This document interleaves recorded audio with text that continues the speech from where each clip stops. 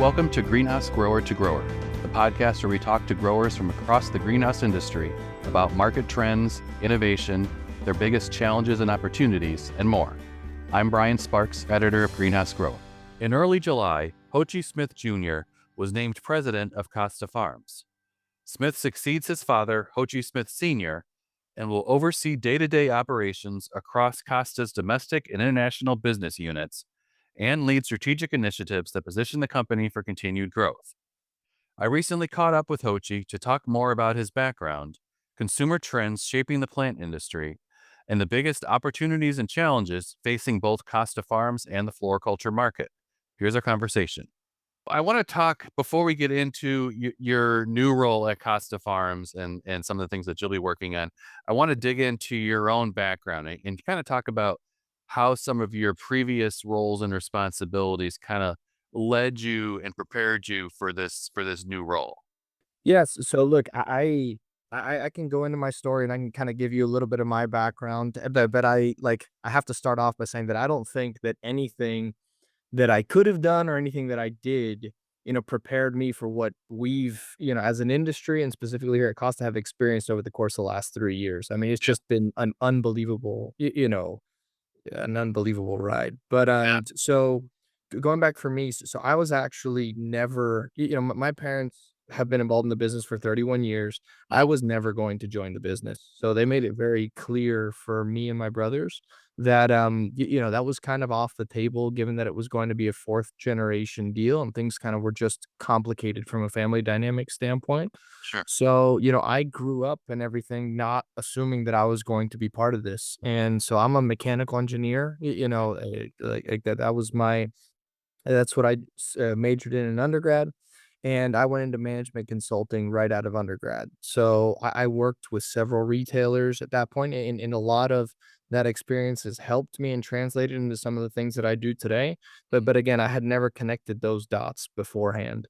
Okay. Um, but yeah, and then from there in 2017, when Hurricane Irma hit here, and the family sold the majority stake of the company to an outside investment firm, that gave me the opportunity to join the business. And at that point, I ran a replenishment team, so everything, 85% of our business is run through a vendor managed inventory model. I ran those teams for a couple years, and that I mean, I came into a setting where it was the first time where I was managing a team, and I was managing groups of folks who had a lot of experience and a lot more tenure than I did. Okay. And that was something that I had to that's been the case now in every role that I've taken on in the company, and was an intimidating one up front, but having that experience right off the bat helped me get comfortable with that and kinda gave me the playbook for what that was going to look like down the road as I took on more roles with the company. Okay. But, so I joined in 2017, did that role for 2 years, and then left to business school. So I left to business school in 2019, was only there for like a semester and a half because of, COVID, so we got sent home. Sure. Um, and then after that, in May of 21, so I graduated on it was like May 5th. And on May 7th, Hochi Sr. kind of let me know that, hey, man, you're going to have to take on the sales role here moving forward. And that was not in the plan at all. One thing just kind of led to another where that was the case. Right. And that, nothing could have prepared me for what I experienced throughout 21 and then in, the couple of years to follow between the crazy demand that we experienced in 21 and then things just being completely unpredictable and being exposed to inflationary pressure the way that we were in 22. So, Yeah. I wish I could tell you that I was ready for it and that, it's definitely made me better. And I mean, it's made our company better going through the challenges that we've gone through over the course of the last 36 months. But nothing prepared me for that role in this transition now. So it was made official about a month ago. Mhm. But being in the sales role for the last three, really 4 springs, that it's exposed me to a lot. It's pushed me a ton given that I didn't have that background at all. Yeah. And it's, I think it was the big step that prepared me for taking on this role, hopefully moving forward.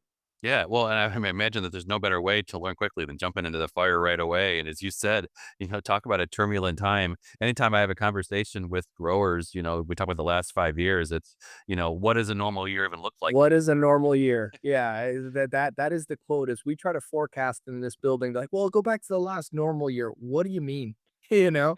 Right. But, no, it was a baptism by fire, and really, it's funny because now, myself and my peers, we've gone through so many of these, what we'll call crises, whether they be hurricanes, or the inflationary pressure that we faced over the course of the last couple of years. Something like tariffs that we're taking on right now, it's just Yeah. another thing, and it's not like we have the exact playbook down to the bullet point that we need to tackle something like tariffs. But Right. but it's just, hey, this is another obstacle that's being thrown at us. It's being thrown at everybody in the industry. We've dealt with a couple over the course of the last 5 years, and we've got another one that we need to tackle. So speaking of tariffs there, I mean, how is that factoring into how you are planning and budgeting for next year and beyond? The approach that we've taken on the tariff front is that we kind of have to embrace the fact that there's going to be a ton of uncertainty, Mhm. and we need to adopt and establish a kind of a vision for what this could look like moving forward.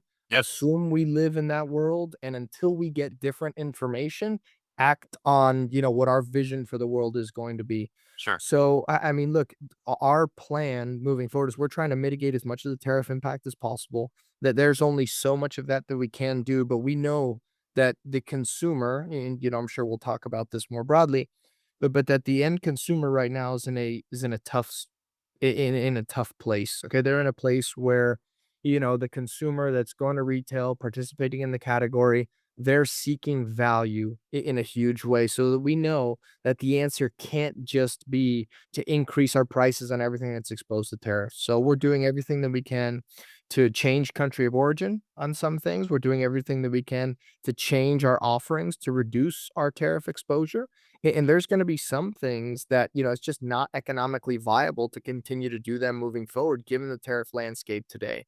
Okay. And those, the rules of the game may and probably will change moving forward, but we need to act, the lead times in our category are such where we need to act right now with the information that we have right now.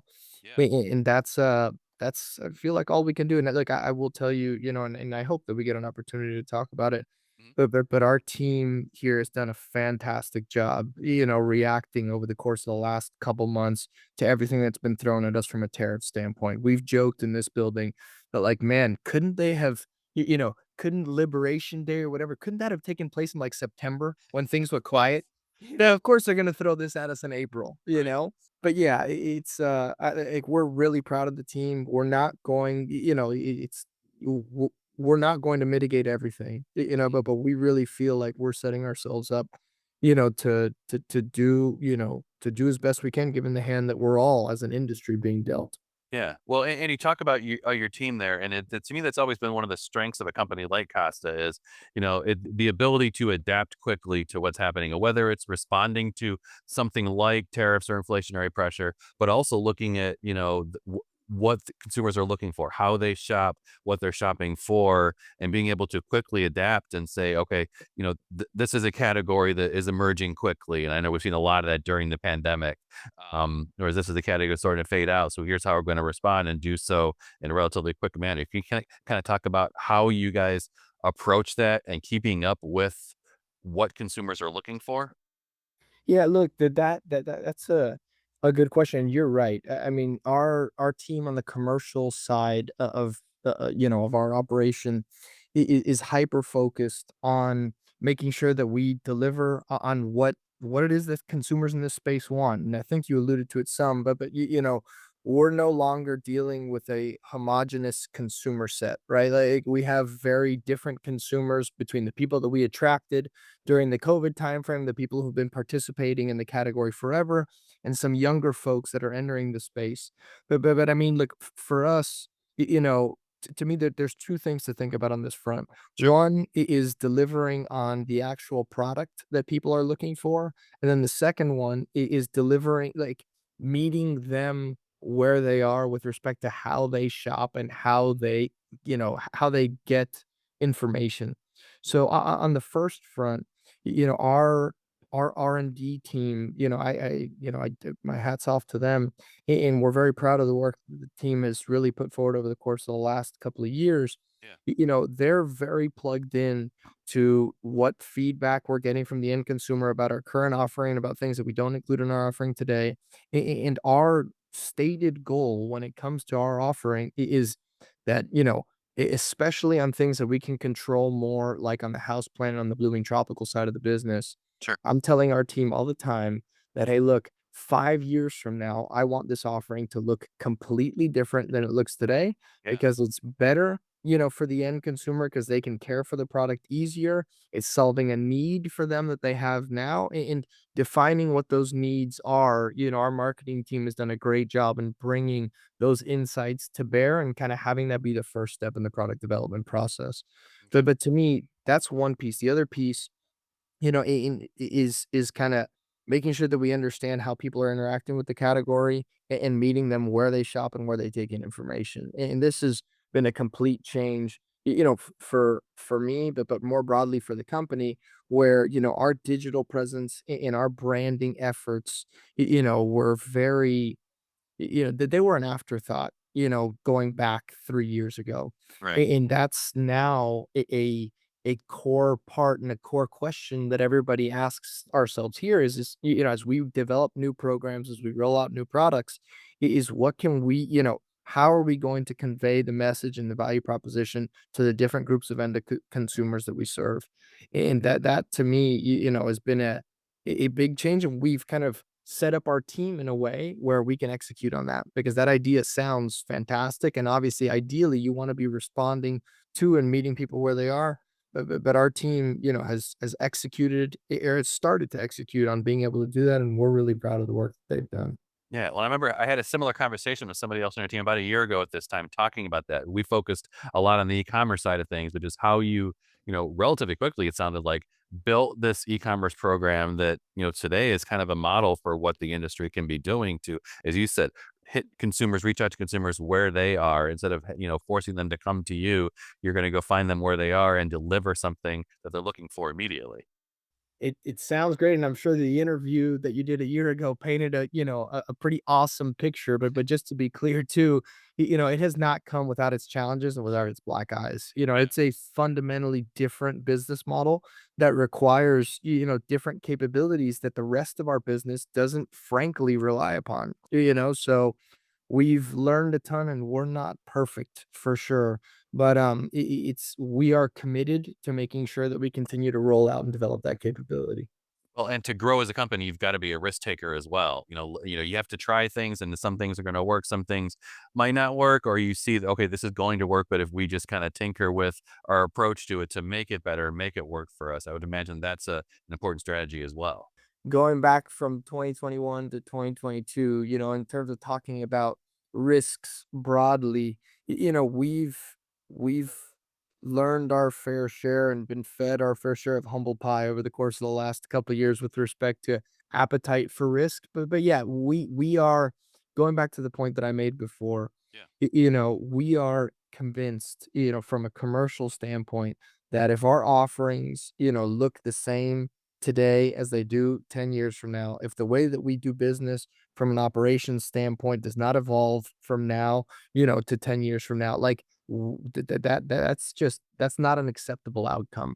So I mean, we live that mindset day in and day out, and we just believe that that's kind of the recipe for continued success over time is continuing to raise the bar across every front of the organization, whether it be what we do from a commercial standpoint, what we're doing from an IT perspective, what the farm operators are being held accountable to. I mean, that Hochi Sr. and the rest of the team that is here and that has been here over the course of the last several years running the company, that they've ingrained that into our management philosophy, and we have a lot to thank them for in that respect. Sure. Well, and before we leave any sort of the team discussion, I do want to ask about that because I mean, that's another thing that stands out to me for a company like Costa is its focus on making the team better and also protecting the team. I know, Costa is very big on on heat prevention and making sure that when your team's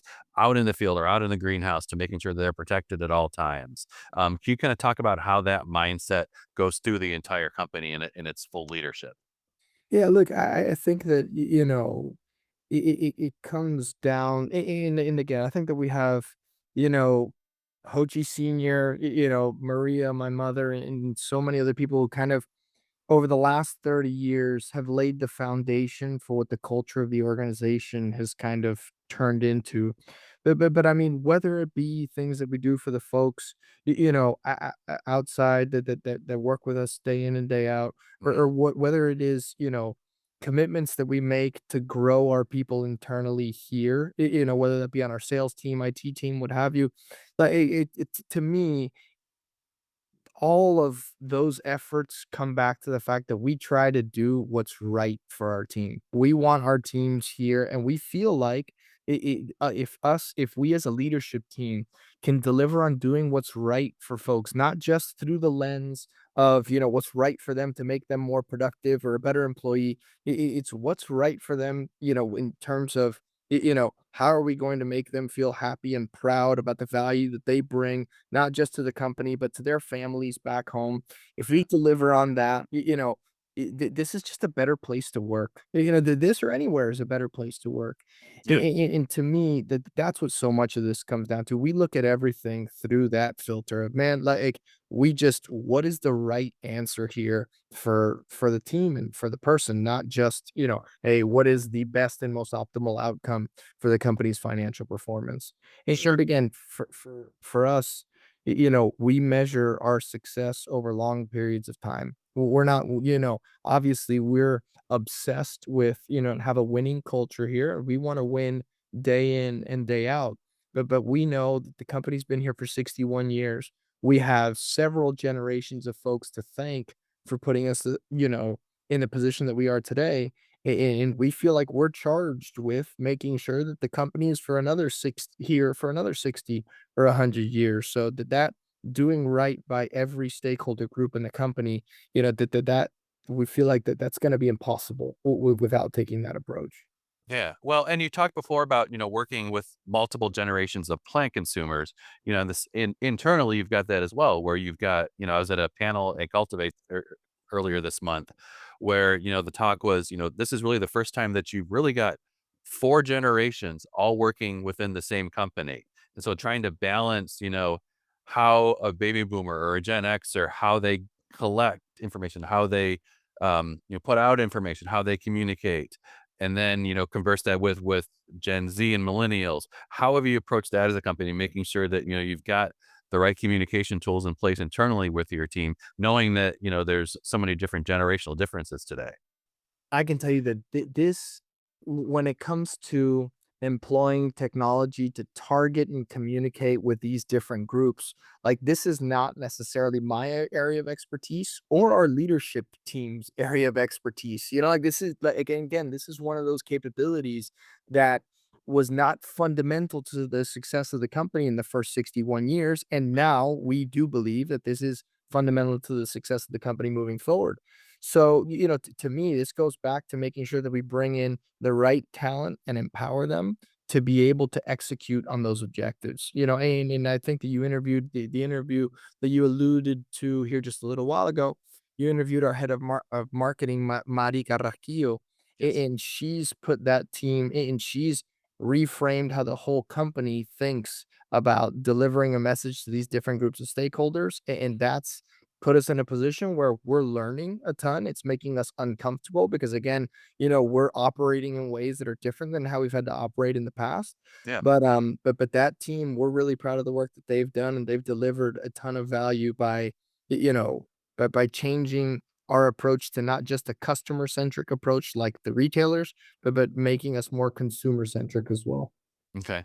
And going back to the consumer there again, one thing we do know is that, during and coming out of the pandemic, we gained a lot of new consumers in this industry. And if you look at a lot of the studies and research that are out there, we've done a pretty good job, I think, at maintaining that consumer interest in gardening. How do we, both as a company, Acosta, and as an industry as a whole, kind of continue that momentum and make sure that this consumer sticks around and continue to evolve with them, and the different ways that they shop and things that they're looking for? Like that's a good question. It's something that we ask ourselves all the time here in this building. And this is just, let me qualify this, and it's doesn't apply just to this comment, but I mean this is my opinion, right? This is what I think, is going to be important to keep those folks engaged. But and to me, this is not a new dynamic, okay? And like the question that you're asking about this specific group, I think applies to the broader community as well. Mhm. But to keep engagement high and to continue to bring new people in, we need to put people in a position to win with the category. We need Right. to make this easy for people. I think, whether it's walking stores or whether it's just interacting with folks in social settings outside of work, the common theme that comes up is fear of not succeeding, fear of killing, plant X, Y, or Z. And we're kind of taking it as our responsibility to make sure that we put ourselves in a position as Costa Farms, as that trusted advisor, whether you buy plants from us or not, knowing that the more people that we can get comfortable with the category, the more people who succeed, the more it's contagious. People are going to want to be engaged when they do well. So Yeah. that's the focus for us, whether that's the new consumer that's come to the category since, since COVID, or the established consumer who's been here, participating in the category for decades. We want to make sure that anything that we put out to them is going to put them in a position to win. And also that if they need help, that they know, again, whether they bought a Costa Farms plant or not, that we're here for them, that we're going to be. And I think that several people in the industry are taking that approach. And I think if as a collective, if we can tackle that would be it would be impactful for all of us. Sure. Sure. Absolutely. When you look ahead now that you're kind of settling into this role, and taking Costa into the next generation of leadership, what excites you the most, both about, where Costa Farms is headed as a company, but then also about this industry in general? What excites you the most about the future of floriculture? Well, so like the first thing about Costa that excites me is, I'm excited moving forward to fight with my parents less about work. Okay, that's gonna be, no, I'm just kidding. But and it's funny, like the dynamic just at home now, since, and not since this change, but it really goes back since I joined the company. It has been, to reflect on that for a second. It's been really unbelievable, and I'm very appreciative of the fact that I had the opportunity to experience my parents in this capacity. It was to kick things off in 2017 when I joined the company, when Hurricane Irma hit, to watch them kind of put the farm back together at that point, and then be able to kind of shadow them over the course of the last couple of years. It's I just I could not be more grateful for the timing of how that worked out. Yeah. But now looking forward, what I'm excited about, for the industry broadly, I'm excited about what the next generation of leaders in the space is going to do here. I think that, again, the skills and the capabilities that brought the industry to where it is today are going to continue to be important, but they're not going to be the only things that are important to drive success within the industry moving forward. So I'm excited to see how the industry broadly adapts to the changing landscape, and not just from a capability standpoint, but from a people standpoint. Sure. And it would be nicer in some of the customer meetings and things that I go to have some younger folks in the room. So I'm excited to not be the youngest person in the room anymore. Hopefully sooner rather than later. But look, for Costa specifically, our team, going back to probably 2019, um, has really put a more commercial we've taken a more commercial approach to our R&D efforts. Mhm. And on the foliage and on the blooming tropical side of the business, we're putting things, and we have been more deliberate about putting things through a lens of, hey, look, if this is not going to have a consumer application, if this is not going to deliver on retail shelves for our customers and for the consumers, then we don't need to be focused on it. And we Right. really adopted that approach, and we're much more stringent around that approach starting in 2019, and we're starting to see the fruits of our labor on that front, just now with how long things take, in the product development cycle in our space. So to me, that's what I'm really excited about. I keep bringing it back to that comment I brought up of, look, I don't want our offering 5 or 10 years from now to look the same as it does today. And I really do think, that our team has built a process where we're just going to be churning out, product improvement over the course of the next couple years, and that's what excites me the most. Okay, okay. As we start to wind down a little bit here, what would you say is one of the biggest lessons that you've learned as you've grown into this role and now you're taking Costa into the future? What's the biggest lesson that you've learned that's dictating how you're looking at things moving forward? I mean, like, I would say 2 things. The first one, and these are both, things that are obvious and that you hear, but then when you see them play out in your life, you go, "Oh my god." This could not have been more true. The first one is just how valuable having a great team around you is. To me, that, and again, you hear about that, whether that's in business school, you hear about it as you read books on management or whatever. But I mean, getting to live that, and I've had the opportunity to build a couple teams here, in my time at Costa, Yeah. and getting them to the point where they're super highly functioning, like, it's not just an improvement on the work outcomes, but an improvement on everybody's life around that team. Whether they're a cross-functional team that works with them, the folks in the team. I mean, that to me, that lesson has played out again and again.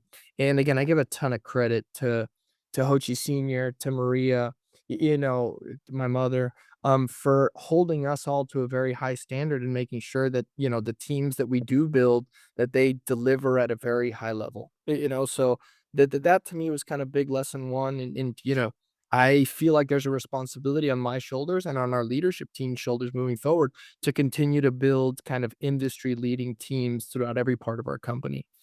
And the second lesson, and I don't know how to kind of summarize this one, succinctly like the other one, is just that, crises will come, things will happen, and you got to like lead. And again, I may be getting, deep here for a 32-year-old or however old I am, but you know, leaders are not defined by how they act and how they lead in good times. Like to me, it became very clear around things like COVID and around things like, the hurricanes that we've gone through, is that leaders' legacies are defined by how they deal with crisis, and Yeah. just knowing that in the back of your head, to me, that has helped as we faced, whether, it's a small crisis or a big one, knowing that, hey, this too shall pass, and people are going to look to the leadership teams in this time.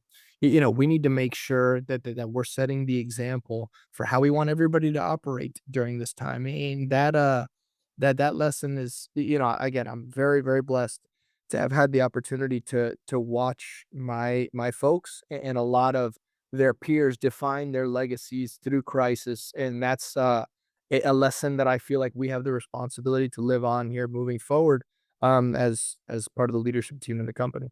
Well, and I mean, you talk about that crisis management, and I can't imagine being, where you guys are, knowing that the one storm that can come through, and you guys tend to, I'm sure, seeing more and more of these every year, but with the potential to devastate an entire growing season.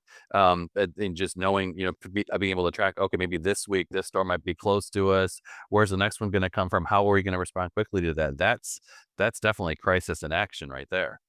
Yeah, and it all comes back to, obviously that there are things that are outside of our control, but we've got a great team across several different parts of the company, and even our, crisis management and disaster relief, disaster, whatever you call it, disaster response folks. They do a great job, making sure that, hey, look, we're kind of eating the elephant one bite at a time versus being intimidated about, the problem broadly, and just kind of having an unorganized way of tackling something that big. But look, we don't sleep during spring. because we're stressed about how, spring sales are going, and we don't sleep in the fall stressed about this topic because there's things that we can't control. So it is what it is, and it's the nature of the business, but we will control what we can control, and that's putting the right team in place to respond to these things if they manifest themselves. Last question for you. So, is there a particular plant that you guys produced this year that you're excited about, that you see, I need to have this in our own home this year? Oh, look, if I told you the answer to that question, I'd get a lot of blowback from my team. So number one, from the R&D team for like talking about something that's not been commercialized yet. Right. And then number two, I'd get blowback from all the growers who don't grow that one plant. Okay. So I'm gonna plead the fifth on this one. But look, to me, and what's important and what we talk about with our teams, with our customers all the time, is that, a lot of people can put out one-hit wonders, where you find, hey, you get your hands on the first of plant X or plant Y or plant Z. And what I'm excited about is the fact that we're setting up a process and we're setting up the resources to continually crank these things out. And we're not going to bat 1,000. We know we won't. We've already had, things blow up in our face because, the consumer didn't succeed with them. They didn't ship well. We couldn't grow them here well. But we're getting better and better at every day at putting filters on that process and making sure that everything that we bring to market, that again, we're not going to bat 1,000, but that we get closer to that mark. And I'm excited about what that process is going to spit out across a bunch of different parts of our portfolio. So I feel like a politician not answering your question. Sorry. Well, no, but I think it does speak to, what we talked earlier about being a risk taker. And I mean, yeah, you're not going to bet 1,000, but you got to try new things, and some things will work out, some things won't. But if you don't try something and learn from, what worked and what didn't work, you're not gonna be able to move forward in the right way. Absolutely. No, and it's fun, man, because even from a product development standpoint, we're raising the bar on ourselves all the time. So hey, we developed X, Y, Z that performed better for the consumer. The blooms last longer. Okay, that's now the new benchmark. And if we're doing R&D efforts that don't meet that new benchmark, then throw it all out. It's a very it's a lot of fun, and it's very rewarding to see these things, come to market after so many years of blood, sweat, and tears that go Sure. into it. So and again, I know we've talked about the team a lot, but I mean that group's done we're really proud of what they've put forward, and I'm excited to have some of that stuff hit the market here over the course of the next 24 months. Well, and I'll say, Joche Jr., best of luck in your new role. It sounds like Costa's definitely got, strong leadership in place for the coming years. So they're in good hands, I think. Find out. No, it looks so that everybody knows, 'cause I've gotten in trouble about it before, okay?